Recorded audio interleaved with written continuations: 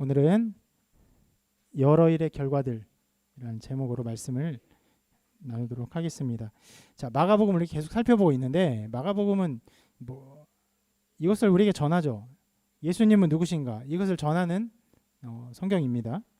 자, 5장까지는 예수님이 권세가 많으신 분이시다.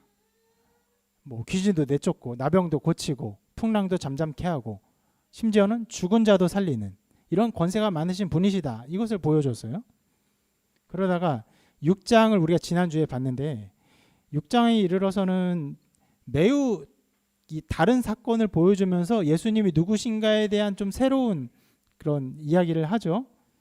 오늘 대표기도도 그 지난주에 들은 설교의 내용을 살짝 담았습니다. 아시는 분은 아실 거예요. 모르는 분은 회개하세요. 네. 어디 담겼나 도대체 뭔 소리인가. 네.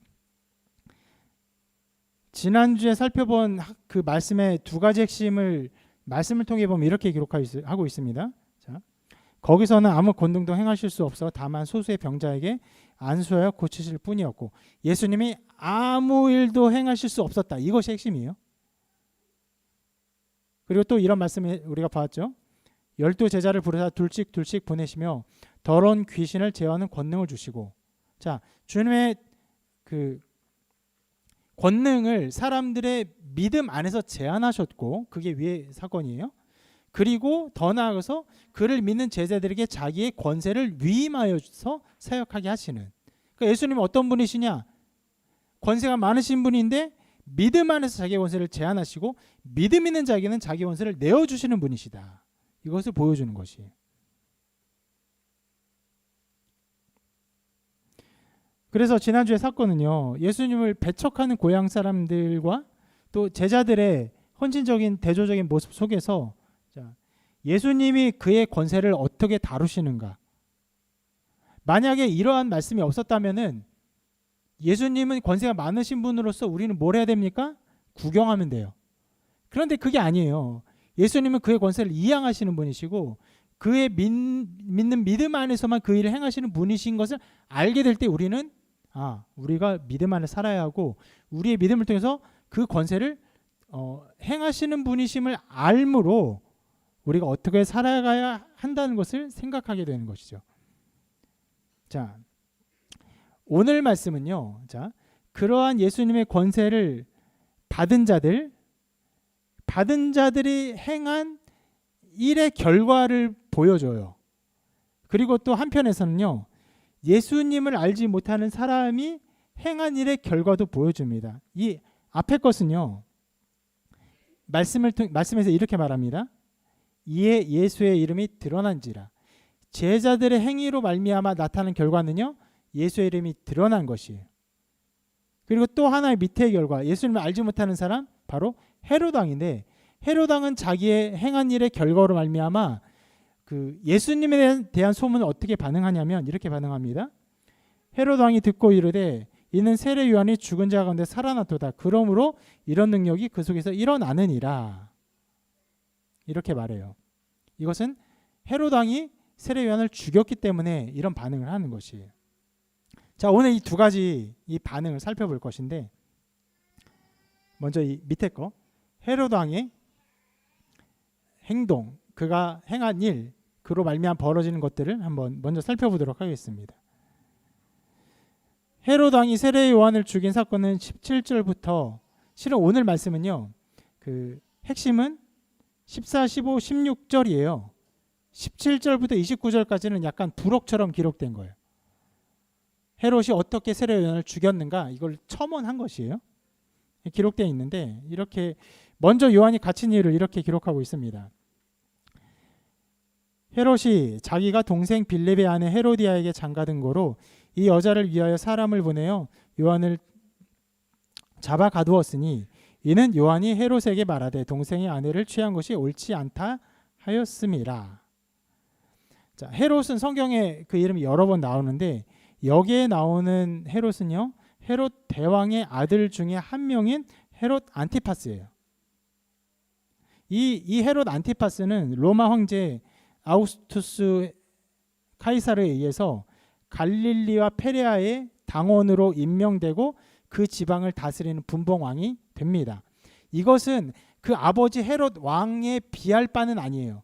헤롯 왕은 더 많은 유대 지역을 통치하는 왕으로서 인정되었었는데 이 헤롯 왕이 죽은 이후에 그 아들들이 좀 나누어 다스리는 상황들이 벌어졌는데 그 중에 한 지역을 헤롯 안티파스가 다스리게 됩니다. 이 사람이 한 일 중에 그 좀 인상적인 것은요, 바로 갈릴리에 새로운 수도를 세우고 그 이름을 로마 황제의 이름을 딴 티베리우스라고 지은 것이에요. 이것은 성경에서 디베랴 호수. 나중에 예수님이 그 부활하신 후에 그 제자들이 그 물고기 낚는 곳에 가서 만나죠. 거기가 디베랴 호수인데 그런 곳에서 주님이 사역을 하세요. 그런 것을 보면요, 자, 이 헤롯 안티파스가 자기의 어떤 지위를 높이고 인정을 받기 위해서 수도를 세운 엄청난 일을 한 것, 그리고 그 디베랴 근처에서 예수님이 주로 사역을 한 것을 보았을 때 헤롯 안티파스와 예수님은 여러 모양으로 굉장히 밀접한 관계에 있다는 것을 생각해 볼 수 있는 것입니다. 근데 이 티베리우스는 실은 유대인들에게 좀 외면당했어요. 왜냐하면 이곳이요, 무덤 위에 지어졌어요. 우리가 종종 살펴본 것처럼 유대인들이 아주 중요하게 생각한 것이 무엇입니까? 정결법이에요. 시체를 몸에 닿지 않게 하는 것. 근데 무덤 위에 도시를 세웠으니까 유대인들이 거기를 들어가기 굉장히 꺼려했습니다.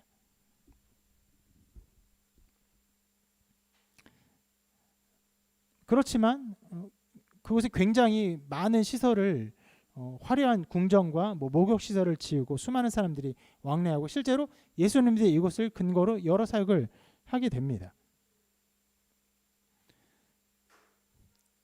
헤롯 가문 자체가 실은 예수님과 굉장히 밀접한 관계가 있는데 헤롯 대왕이 예수님을 죽이려 했죠. 언제요? 예수님 태어나셨을 때 2살 아래에 있는 모든 유대인 남자를 죽였어요.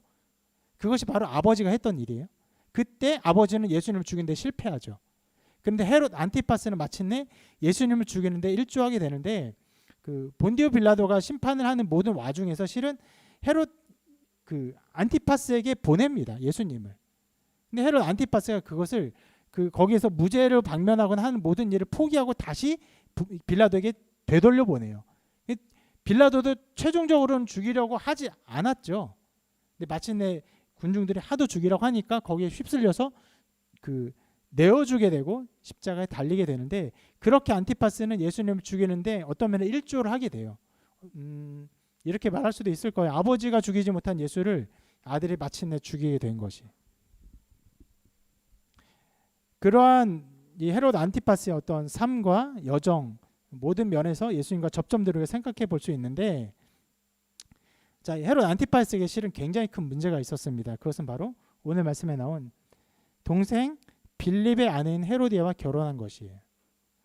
이게 동생이라는 것은 조금 학적으로 좀 논쟁이 있어요. 동생이 아니다, 형이다, 이복 형이다. 이 동생이라고 해석한 것은 좀 원어를 좀 잘못 해석한 것이다라는 말도 있어요. 근데 문제는 결국 형제의 아내인 사람을 형제가 죽지 않았는데도 불구하고 데려다가 결혼한 것이 문제가 됩니다. 헤롯 안티파스는요, 이 헤로디아가 하스몬 왕조의 사람이었기 때문에 그 왕조의 어떤 도움을 얻기 위해서 정략적인 결혼을 하기를 원했던 것이고, 헤로디아도 헤롯 대왕의 수많은 아들들 중에서 헤롯 안티파스가 유력자로 생각되니까 자기의 지위를 높이기 위해서 이미 결혼한 상태인데 그 남편 빌립을 버리고 이 헤롯 안티파스가 결혼을 하게 됩니다. 이 결혼은요, 요한이 이렇게 비판하죠. 동생이 아내를 취한 것이다. 이것은 결국 모세의 율법을 어긴 것이기 때문에 문제가 됩니다. 근데 이렇게 생각할 수도 있어요. 분봉왕 그 전체가 아니라 우리나라로 따르면 도지사 정도라고 생각할 수도 있을 거예요. 도지사보다 조금 더 권세가 있는 것인데, 분봉왕 정도 되는 사람이 결혼을 마음대로 하는 것이 뭐가 문제가 되느냐 생각할 수도 있긴 하는데,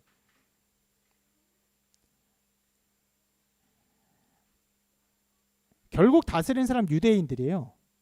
유대인들은 모세의 율법에 굉장히 민감하기 때문에 왕이 그런 일들을 하니까 사람들의 인심을 얻지 못하고 민중들이 이 왕을 반대할 수 있는 상황이 있는 것입니다. 그래서 요세푸스는 이렇게 말을 하는데, 요세푸스가 이렇게 평가하기를, 헤롯 안티파스가 요한을 죽인 것은 그 아내에 의해서 할 수 없이 떠밀려 죽은 것처럼 기록되어 있지만 그 내면에서는 실은 그 민중들의 수많은 봉기들이 그 무서워서, 요한을 위시로 한 수많은 민중들의 봉기가 무서워서 그것을 처단하기 위해서 먼저 선제적으로 요한을 죽인 것이다 라고 평가하기도 해요. 물론 성경은 그렇게 평가하고 있지 않죠. 그 아내 헤로디아의 계략에 말려서 헤롯 안티파스가 요한을 죽였다라고 기록하고 있습니다. 그러나 요세푸스의 그런 평가를 생각해 보면은요, 우리가 이것을 볼 수 있는데, 헤롯 안티파스가 얼마나 요한을 두려워했는지, 그리고 자기의 그 결혼에 대한 비판을 얼마나 불편해했는지를 우리가 생각해 볼 수 있습니다. 자, 이것이 그 당시의 배경입니다. 여러분, 굉장히 역사적인 뭐 알쓸신잡 같은 느낌이 좀 분위기. 자, 그런 배경인데, 자, 이런 배경 속에 요한이 옥에 갇히게 되었어요. 근데 헤롯이 요한을 죽이진 않았다고 기록해요. 이유가 뭐냐? 이렇게 기록하고 있는데, 헤롯이 요한을 의롭고 거룩한 사람으로 알고 두려워하여 보호하며 또 그의 말을 들을 때 크게 번민을 하면서도 달갑게 들음이러라. 성경에 종종 나오는 예수님의 말을 굉장히 가까이 들으면서도 마침내는 이것을 거부하는 사람들의 행태가 여기 잘 나와 있습니다. 굉장히 난 중요한 부분이라고 생각해요. 왜냐하면 현대인의 수많은 사람들이 이와 같아요. 달게 들어요. 제가 말하는 사람들은 교회 밖에 있는 사람을 말하는 것이 아니에요. 교회 안에 있는 사람인데 달게 들어요. 달게 듣는데 불편하기도 하고 좀 찔림도 받고, 어떤 면에서는 그 말을 듣고 고치려고 하는 애씀도 있어요. 이런 마음과 비슷해요.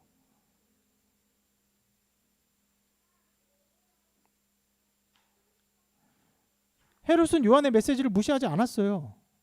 요한이 전하는 메시지의 무게를 알았어요.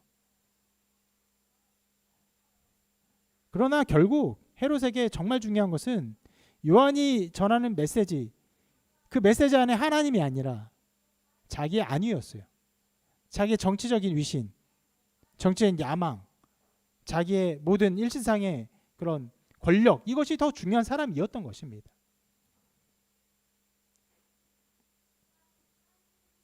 여러분, 삶에도 그런 날이 와요. 모든 사람의 삶에 그런 날이 옵니다. 여러분의 일신상의 어떤 안녕과 평안을 선택할 것이냐, 혹은 믿음을 선택할 것이냐, 이런 날이 옵니다. 오늘 말씀을 계속 들으면서 결국 자기의 안위를 선택한 사람의 그 마지막을 함께 보면서 여러분의 삶이 어떻게 되어야 되는지를 생각해 보시길 바랍니다. 자, 그렇게 요한의 메시지를 두려워하는 이 헤롯에게 굉장히 곤란한 일이 생깁니다. 그것은 헤롯의 생일에 벌어진 일인데, 이렇게 기록해요. 헤롯의 생일에 헤롯의 딸이 잔치하는 자리에 와서 춤을 추어서 헤롯과 함께 있는 사람들을 기쁘게 하는 일이 벌어집니다. 많은 주석가들은요, 이 딸의 행위를 매우 천박한 일이라고 평가해요. 기본적으로 사람들이 있을 때 무의가 와서 춤을 추어서 그를 즐겁게 한 일 자체가 아주 낮은 신분의 사람들, 뭐 창기에 준하는 사람들이 하는 일이었다고 해요. 그리고 즐겁게 하는 일도, 우리가 뭐 브레이킹 댄스를 진짜 멋있게 보면 마음이 즐겁잖아요. 그 즐거움이 아닌 거예요.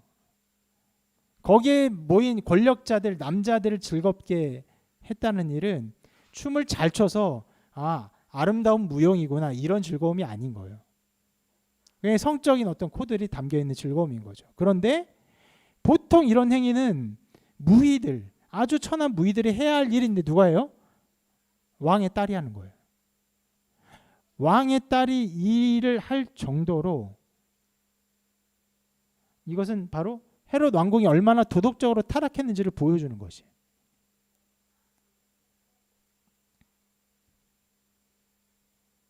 어떻게 그렇게 기쁘게 했습니다. 예, 굉장히 실은 이 도덕적 타락은 우리가 살펴보려는 핵심은 아니긴 해요. 기쁘게 했어요. 그래서 헤롯이 그 마음이 너무 기뻤는지 좀 허풍을 쳐요. 과언을 합니다. 무엇이든지 구하라. 내가 나라의 절반까지도 너에게 주겠다. 네, 이렇게 말하죠. 나라의 절반까지도 주리라. 자, 이러니까 딸이 어머니의 간절한 소원을 알았기 때문에 어머니에 가서 어머니 이것을 어떻게 이 소원을 어떻게 할까요? 그러니까 어머니가 요한의 머리를 가져오라는 소원을 빌어라. 이렇게 하죠. 그러니까 이 딸을 또 참 잔인해요. 말씀을 보면요. 요한의 머리를 주옵소서가 아니라 뭐라고 표현했냐면요. 세례 요한의 머리를 소반에 얹어 내게 주기를 원하옵나이다. 쟁반에 머리를 담아서 달래요. 자기한테. 머리를 베주세요. 뭐 죽여주세요. 이게 아니라 머리를 담아서 달래요. 이런 여자가 있는가 싶어요.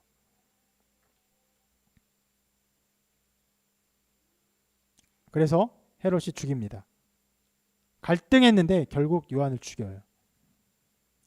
여러분 요한은 어떤 사람입니까? 예수님이 그렇게 말씀하셨어요. 여자가 낳은 자 중에 가장 큰 사람이라고. 이 요한의 죽음요 너무나 어이없게 이루어졌습니다. 요한의 이 죽음은요 이렇게 말할 수 있을 거예요. 이것은 요한의 삶의 결과가 아니에요. 요한이 살아온 삶의 결과 이렇게 된 것이 아니에요.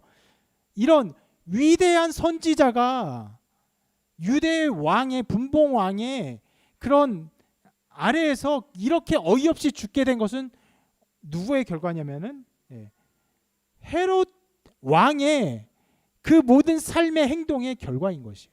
그가 잘못 살았고 잘못 선택했고 잘못된 결혼 관계를 맺었고 잘못된 춤을 추게 했고 잘못된 허언을 얘기했고 그 모든 일들이 이루어지는 결과가 어이없는 선지자의 죽음으로 나타난 것이에요.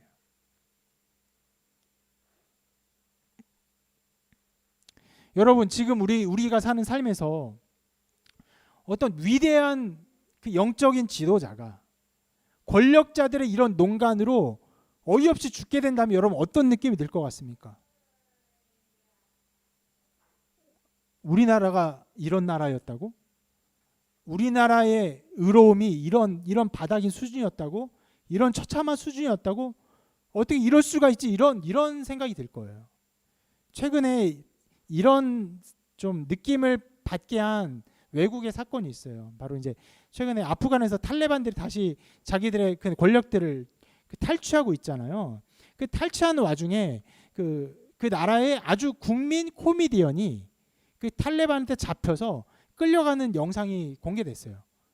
그래서 뭐 얘기하는데 할아버지예요. 국민 그 코미디언이니까 제가 알기로는 70세가 넘은 걸로 알고 있는데 막 차에 끌려가면서 막 웃으면서 뺨을 막 때리는 거예요. 그러니까 사람들이 되게 가슴 아파요. 저 사람은 그냥 사람들을 즐겁게 하기 위해서 평생을 바친 그런 사람인데 그런 사람을 무참하게 막 폭행하고 그것을 보면서 그 나라 국민들이 굉장히 고통스러워했다 그래요. 만약에 그냥 뭐 군인이 그랬다면 혹은 젊은 남자가 그랬다면 뭐 그럴 수 있다고 생각할 수 있겠지만 그들이 사랑했고 함께 웃었고 웃게 했던 그 사람을 또 노인인데 막 폭행하고 마침내 죽였어요. 나무에 달라 죽여서 뭐 이렇게 뭐 시신을 훼손했다고 해요. 멀쩡히 죽인 게 아니에요. 잔인하게 죽였어요. 검색하면 나옵니다, 여러분. 그 죽음이 얼마나 탈레반의 잔혹성을 보여주고 그 탈레반의 어떤 그런 그 정치 다스림에 의의가 없고 악함이 있는지를 보여주는 사건이다. 국민의 충격을 받아요. 이게 비슷한 사건이에요. 위대한 선지자가 어이없이 죽었어요. 여자애와 그 여자의 어머니의 말도 안 되는 그 소원에 의해서 어이없는 죽음을 당한 것이에요. 이 사건은요, 헤롯의 부도덕, 타락, 무분별함을 보여주는 상징과도 사건이 된 것이에요. 이것은요, 그런데 헤롯에게도 여러 모양의 부담이 된 것으로 생각이 됩니다. 물론 성경에서 죽이고 난 다음에 헤롯이 난 너무 부담되어서 이런 독백도 나오지 않아요. 그런데 여러분, 오늘 말씀에 이것을 좀 생각해 볼 수 있는 태도가 나오죠. 바로 예수님에 대해 반응하는 헤롯의 태도를 통해서 이걸 생각해 볼 수 있습니다. 다시 한번 볼게요. 아까 이렇게 우리가 본 말씀인데, 이에 예수의 이름이 드러난지라 헤롯 왕이 듣고 이르되 이는 세례 요한의 죽은 자 가운데 살아났다. 그러므로 이런 능력이 그 속에서 일어나느니라. 자, 우리가 이제까지 말씀을 보면서 예수님이 수많은 일들을 했어요. 풍랑도 잠잠케 하고 죽은 자를 살렸어요. 그리고는 마침내 그 권세를 제자들에게 이양해서 제자들이 복음을 전하니까 마침내 예수의 이름이 사람들에게 드러났어요. 이 드러난 사건이 이 헤롯에게까지 들렸어요. 그런데 이 이야기를 듣고 반응한 헤롯의 반응이 무엇입니까? 이것이에요. 세례 요한의 죽은 자 가운데 살아났도다. 여러분, 이렇게 반응하는 헤롯의 지금 상태가 어떤 것 같습니까? 이것은 자기의 죄에 대한 반응이에요. 자기가 존경하기까지 했는지는 모르겠어요. 어쨌거나 요한을 좋게 생각했는데 그 위대한 선지자를 죽이고 난 이후에 가지고 있는 마음의 부담이 있으니까 어떤 사람이 이런 놀라운 능력을 행했다 하니까 요한이 살아났구나 이렇게 말하는 거예요.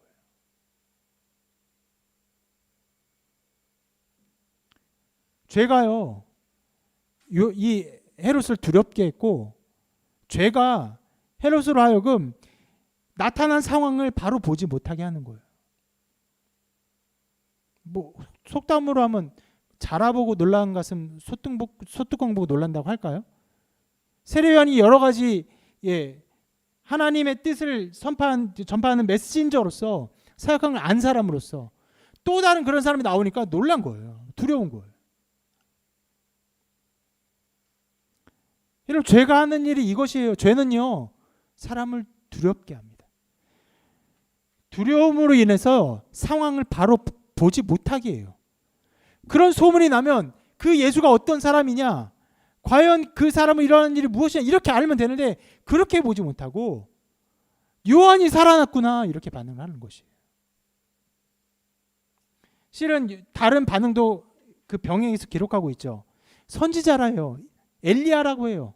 실은 그 정상적인 반응이에요. 위대한 역사 속의 선지자들 중에 한 사람이 다시 이 땅에 태어난 것이다. 다시 선지자로서 위대한 선지자가 나타난 것이다. 이것이 마땅한 반응인데 자기가 죽인 사람이 태어났대, 다시 살아났다. 이런 반응을 하고 있는 것이. 여러분, 이런 일은요, 그렇게 멀리 있는 일이 아닙니다. 제가 목회자이기 때문에 수많은 다양한 사람들과 상담을 할 일도 있고 또 상담까지 아닐지라도 그냥 대화를 하는 일이 많이 있습니다. 그럴 때 굉장히 자주 이 대화가 안 될 때가 있어요. 무언가 상담을 하고 있고 대화를 하고 있는데 이게 긴 시간을 해도 이게 안 될 때가 있어요. 흡사 벽과 얘기하는 것 같은 느낌을 받을 때가 종종 있습니다. 그럴 때 거의 모든 경우에 무슨 문제가 있냐면 죄 문제가 있어요. 자기의 죄 문제가 있을 때 저와 얘기할 때 얘기가 잘 안 돼요. 무언가 감춰요. 숨겨요. 그리고는 내 얘기를 잘 듣지도 못해요. 명료한 마음으로. 뭔가 딱딱한 마음으로, 굳어진 마음으로 이해도 못하고 소통도 안 되고 얘기도 굉장히 많이 해요. 그런 일이 자주 벌어집니다. 죄 문제가 있으면요, 사람이 귀를 닫아요. 사리분별을 망가지게 해요. 특별히 제가 목사이기 때문에, 목사 앞이기 때문에 더 그래요. 만약 목사가 아니면요, 죄를 더 꽁꽁 감추고 그냥 죄와 관계없는 다른 얘기를 하면 되죠. 근데 적어도 저와 대화를 할 때는 나 오늘 목사님과 뭐 이렇게 뭐 재미있는 영화 본 얘기 좀 해야지, 물건 산 얘기 좀 해야지 하면서 저에게 대화를 던지는 사람 별로 없어요. 적어도 도덕적인 이야기, 적어도 선한 이야기, 적어도 신앙적 이야기 하려고 하는 거죠. 그렇기 때문에, 그런 마음 때문에 그 죄가 실은 어떤 면은 잘 안 감춰져요. 그러니까 대화가 더 어려워져요. 감춰야 되는데 안 감춰지고, 안 감춰지니까 감춰야 되니까 대화가 안 이루어지는 거예요. 다른 사람하고는 돼요. 왜냐면 죄 문제 꽁꽁 싸매놓고 쓸데없는 얘기하면 돼요. 연예인 얘기하고 노래 얘기하고 영화 얘기하면 돼요. 근데 목회자는 그게 안 돼요. 그나마 대화를 하는 경우는 그나마 괜찮아요. 종종 나타나는 경우가 어떤 경우인지 아십니까? 죄 문제가 있으면 저랑 대화하지 않아요.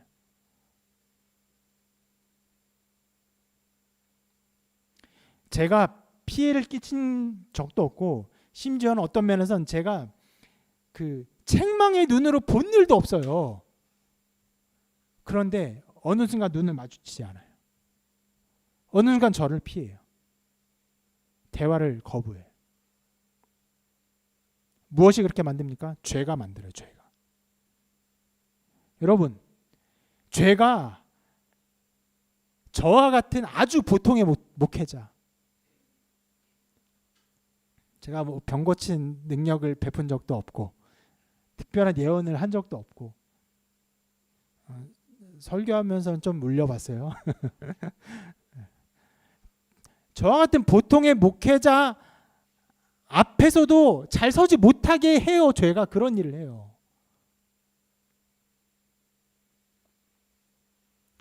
여러분, 그러면 하나님께 어떻게 나아가겠습니까? 헤롯이 예수님의 사역을 보고는요, 전혀 이것을 제대로 파악하지 못하고 사리분별이 옳게 된 말도 하지 못하고 엉뚱한 소리를 하고 있는 거예요. 두려움에 꽉 찬 소리를 내뱉는 거예요. 요한이 살아난 것이다, 이런 말을 하는 거예요. 이런 것처럼요, 죄가 사람 마음에 들어가면요, 하나님 말씀을 말씀대로 보지 못해요. 하나님께 기도를 할 때 기도대로 하지 못해요. 정말 그래요. 말씀을 읽는데 완전히 겉들게요. 하나도 은혜를 받지 못해요. 생명수는커녕 몇 절조차도 제대로 읽지 못합니다. 기도도 온전히 하지 못해요. 기도하지 못하고 하다가 심지어는 식기도조차도 안 하게 돼요.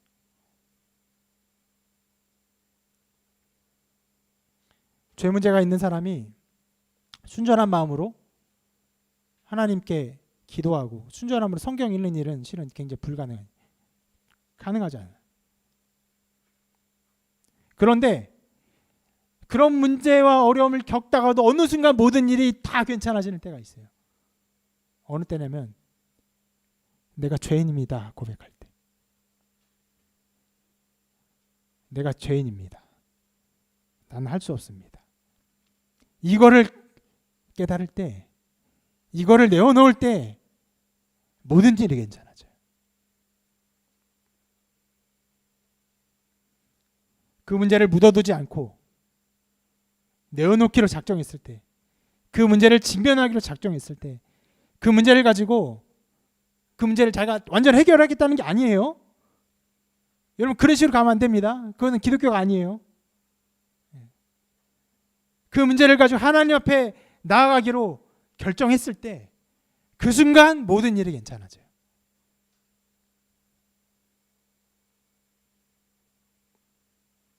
이제까지 자기를 미워하는 눈으로 보는 것 같은 목사님의 눈이 다르게 보입니다. 잘 지냈어요? 이런 말을 했을 때 내가 얼마나 잘 살았냐고 따져 묻는 소리로 들었는데 이제는 그냥 평안하게 목사님 그냥 일상적인 인사를 하시는구나. 평안한 마음으로 이해를 하게 돼요. 어떨 때요? 죄 문제를 직면할 때. 묻어두지 않고 하나님 앞에 나와 해결하기로 결정했을 때. 여러분 오늘 설교 제목이 무엇인지 기억나십니까? 기억이 안 날 만한 별다른 제목이 아닌데 감사합니다. 기억하셔서 여러 일의 결과들입니다. 여러분, 여러분의 삶의 결과가 이 헤롯과 같은 것이 되지 않기를 바라요. 헤롯이 이렇게 반응하게 된 것은요, 그냥 그가 가지고 있는 예수에 대한 견해가 아니에요. 그가 살아온 삶의 결과예요. 그가 요한에게 했던 그 악한 일, 요한에게 악한 일을 하기 전에 그가 선택했던 모든 일들, 유대 모든 사람이 비난했던 그 결혼을 결정했던 일들, 그리고 요한을 죽이기로 결정했던 이 모든 이 일의 결과가 나타난 것이에요.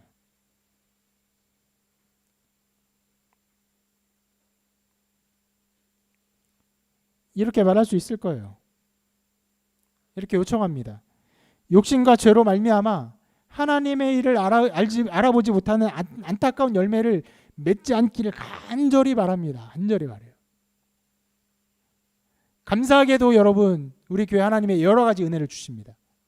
하나님께 하신 여러 가지 은총의 일들을 우리가 보고 있어요.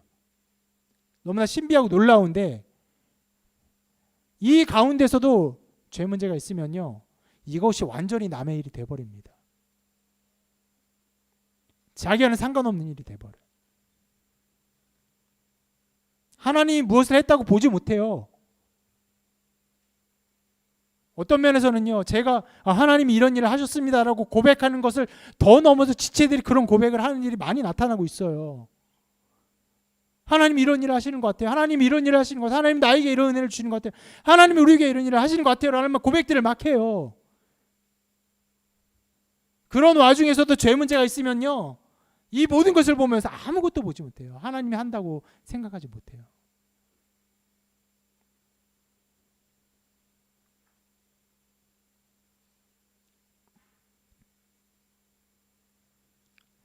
오늘 말씀에는요, 이 열매와 정반대 열매가 있다고 말씀드렸죠.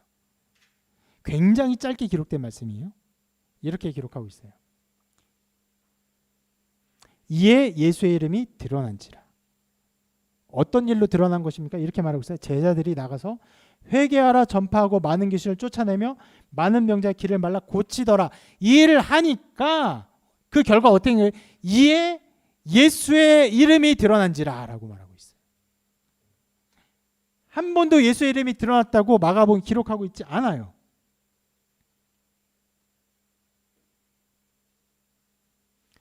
어떨 때요? 제자들이 예수님의 권세를 받아 이 일을 행하고 나자 예수의 이름이 드러났다고 성경이 기록하고 있어요. 여러분, 실은 제자들이 이런 일을 했을 때 사람들은 제자들에 의해서 놀랐을 거예요. 제자들이 귀신을 쫓아내고 귀신들의 병을 고치니까 아니 이런 사람이 어디 있냐고 그 사람에게 놀랬겠지만 결국 그 모든 일을 통해서 제자들은요, 예수 그리스도의 이름을 드러냈어요. 자기를 드러내지 않았습니다.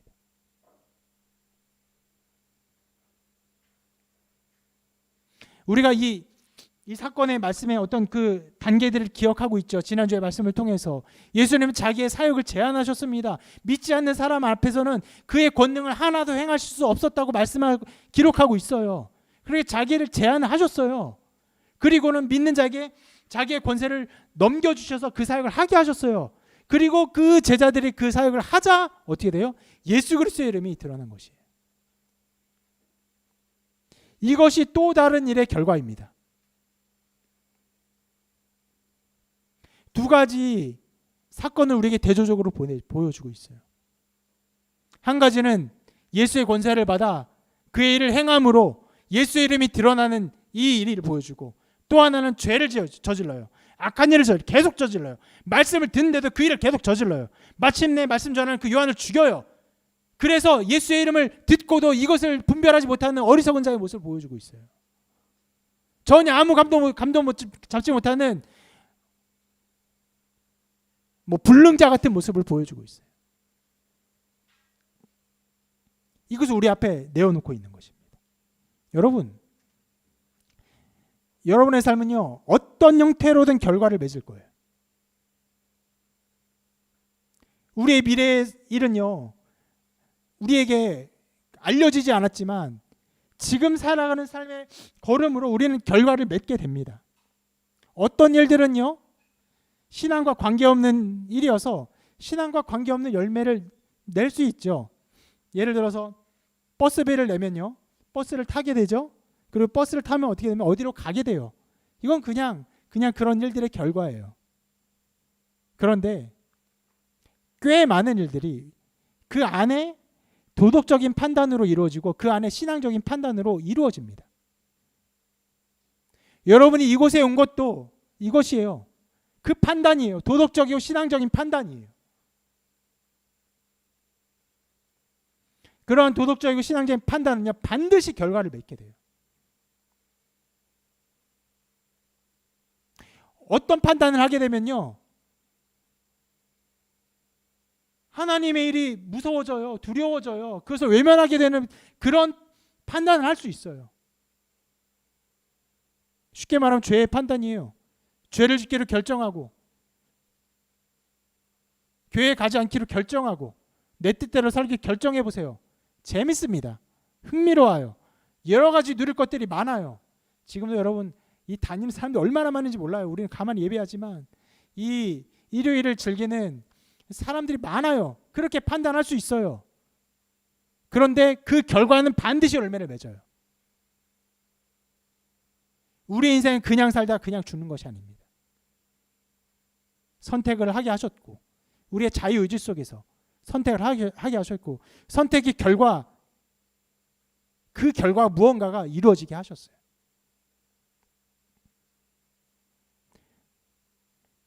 또 다른 판단으로는 우리가 선한 판단, 하나님의 뜻에 맞는 판단, 부족해도 연약해도 실은 죄를 많이 짓는 모습이 있다 할지라도 그럼에도 불구하고 주를 믿고 오늘 우리가 이곳에 저 찢어진 휘장을 열고 온 것처럼 예수 그리스도의 보혈을 힘입어 휘장을 지나 담대히 나아가기로 결정한 모든 사람에게 마땅히 누려야 될 판단들, 그 결과들이 나타날 것입니다. 여러분 지난 금년 한 해 동안 여러 가지 신앙의 혹은 도덕적 판단을 했을 거예요.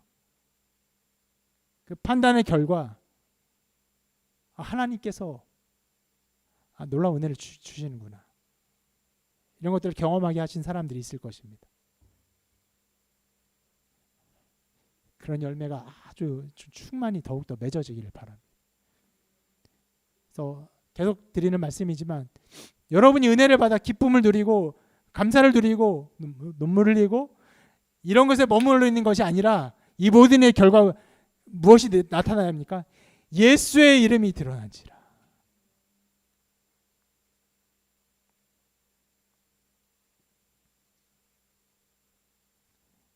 그런 삶이 되시기를 바랍니다. 여러분, 이렇게 물어보고 싶어요. 여러분 어떤 결과를 보고 싶으십니까?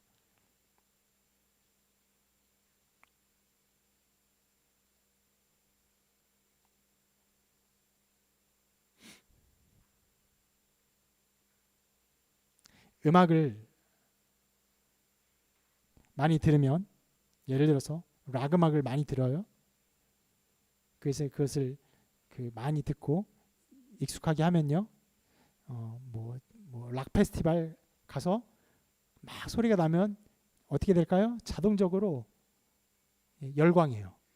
음악만 들어도, 어떤 베이스의 한 음만 들어도, 일렉 소리에 찡 하는 소리만 들어도 마음과 그 모든 정신이 막 짜릿해지고 열광하게 돼요. 그렇게 반응할 수 있어요. 하나님이 우리에게 그런 즐거움의 어떤 단편들을 주셨어요. 누릴 수 있어요. 무엇보다 하나님의 일에 여러분의 영혼이 반응하는 사람이 되었으면 좋겠습니다. 주님의 역사가 일어나는데 영적으로 전혀 분간하지 못하고 알아듣지도 못하고 심지어는 두려워서 무서워서 혹은 그래서 더 나아가서 미워하는 그런 자리에 있지 아니하고 여러분 삶의 그 모든 선택의 결과로 하나님의 일을 기뻐하고 하나님을 즐거워하며 하나님의 역사를 높이 드러내고 그것을 환호하는 삶이 되시기를 바랍니다. 그러한 것들을 이루어가는 또 그리스도의 은혜로 말미암아 그것을 더욱더 풍성히 이루어가는 여러분의 삶이 되시기를 주님의 이름으로 축원합니다.